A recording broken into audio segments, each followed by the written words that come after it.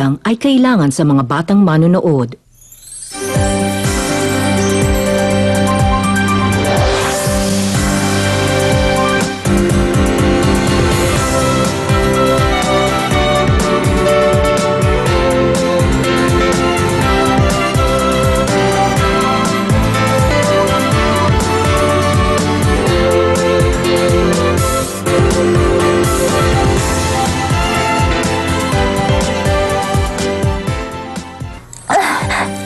Ano ka ba? Delikado rito! Nababaliw ka na ba? Bitiwan mo ako. Pabayaan mo ako mag-isa. Kung gusto mo malaman kung ano yun, humingi ka muna sa akin ngayon ng pasensya. Ano ka mo? Ikaw! Importante yun sa akin! Baliw ka talaga! Palitan mo nila! Tama nila! Siya nga pala. Ang balita ko po, lilipat na si Miss Lee sa China pagkakasal niya. Ay nako! Talaga? Nakakalungkot naman. 10 taon din siyang nagtrabaho sa kumpanya. Nakakapanghinayang mawala siya. Nako, kung doon na sila maninirahan, wala naman tayong magagawa. Tama po kayo. Sayang naman. Anak, kung maghahanap kayo ng bagong sekretarya, dapat yung katulad niya. Para naman hindi tayo mahirapan kapag may pinagawa tayo sa kanya. Sige po, Mama. Bago po namin tanggapin, ipapa-approve muna namin sa inyo. Nandito na ako. Apa! Saan ka ba nagpunta pagkadating mo, Carlo? Ni hindi mo pa nakakausap ang papa't lola mo. May nasikaso lang po. Tapos na ba talaga ang degree mo? Parang hanggang ngayon kasi hindi pa rin ako makapaniwala eh. Hintayin mo na lang, kuya. Patutunayan ko sa'yo hindi ako nagsisinungaling. Tumigil ka na nga sa pag-iibang mo. Magtrabaho ka na sa kumpanya. Papa naman, kababalik ko pa lang ngayon. Kailangan na ba natin pag-usapan agad yan? Bakit ba ayaw mo pang magtrabaho? Nag-oobserba pa ako at nag-iisip-isip pa. Magagawa mo ang mga bagay na yan habang nagtatrabaho ka na. Kaya magtrabaho ka na. Gagawin ko po sa isang kondisyon.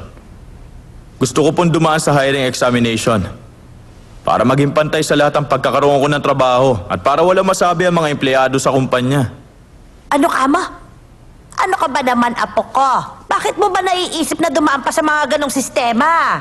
Alam mo, napakahirap na mga hiring examination. Kung babagsak ka doon, nakakahiya lang. Tama.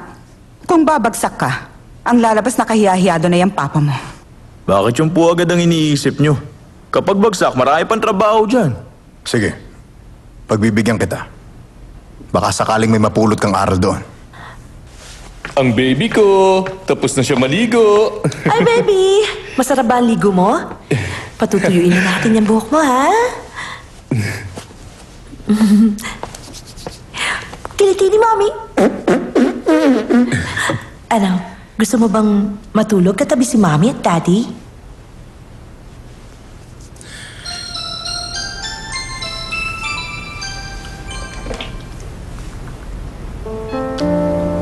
Nasaan ka po ngayon?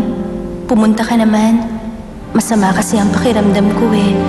Pero kung nasa bahay ka na, hindi bale na lang. Sino ba yan nag-text sa'yo? Namatay kasi yung tatay ng dati kong kaklase. Ganun ba? Bakit hindi mo puntahan?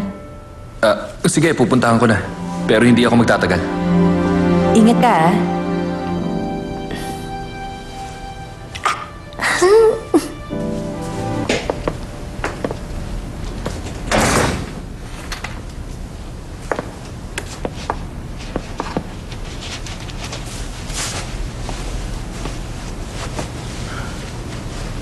Arlene?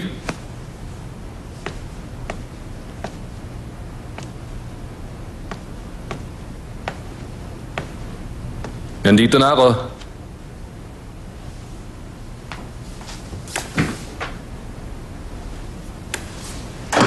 Akala ko ba may sakit ka?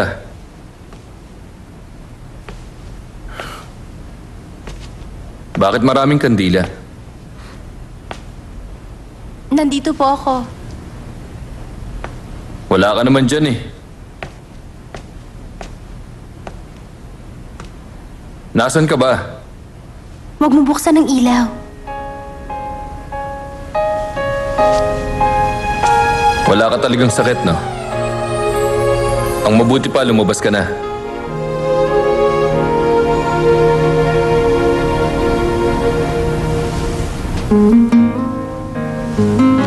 Sige, siguraduhin mong nakatago ka mabuti.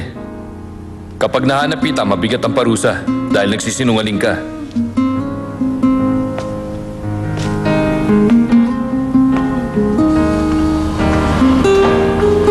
Wala naman dito sa closet. Nasaan kaya yun?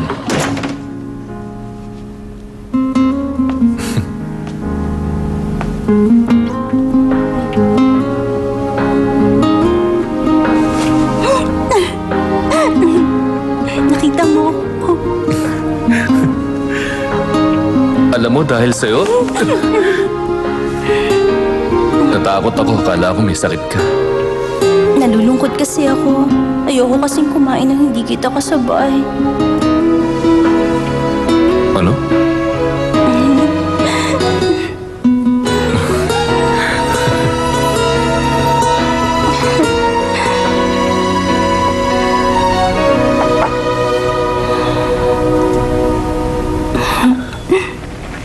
Wow!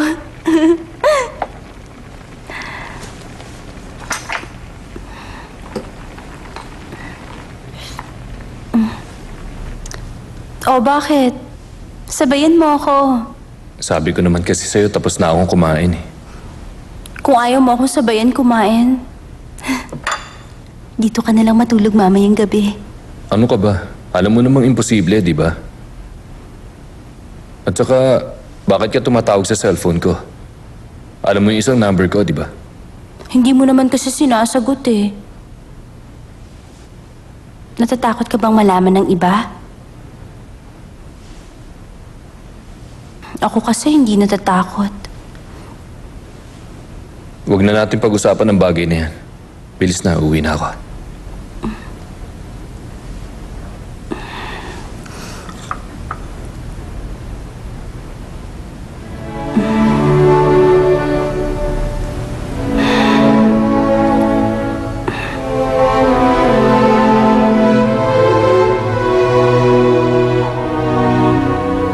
Happy birthday, anak.